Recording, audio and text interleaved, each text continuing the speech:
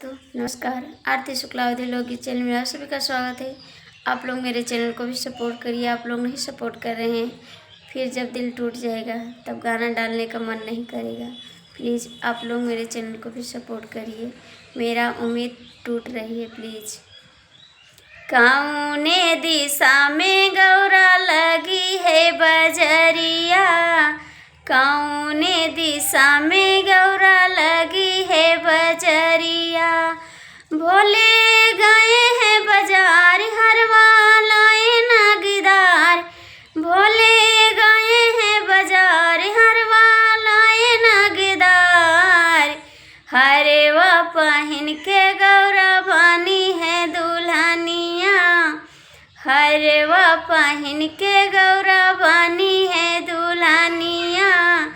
कौने दिशा में गौरा लगी है बजरिया, कौने दिशा में गौरा लगी है बजरिया।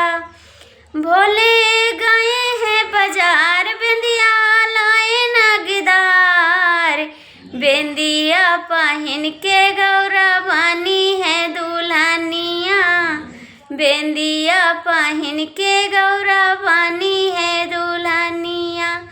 भोला गए हैं बाजार नथिया लाए नगदार, नथिया पहन के गौरा बनी है दुल्हनिया, नथिया पहन के गौरा बनी है दुल्हनिया। कौने दिशा में गौरा लगी है बजरिया, कौने दिशा में गौरा लगी है बजरिया। भोले गए हैं बाजार चूड़ीला लाए नगदार, चूड़ीला पहन के गौरा बनी है दुल्हनिया, चूड़ीला पहन के गौरा बनी है दुल्हनिया।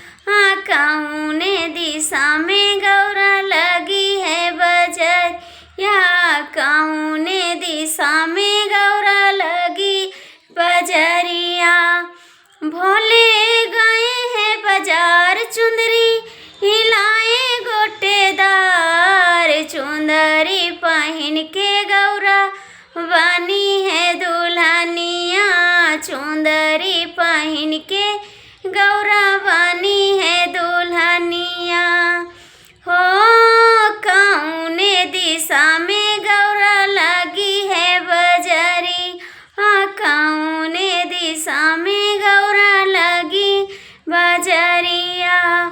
भोले गए हैं बाजार पायल हिलाए बजनोदार, भोले गए हैं बाजार पायल लाए बजनोदार, पायल पहन के गौरा बनी है दुल्हनिया, पायल पहन के गौरा बनी है दुल्हनिया।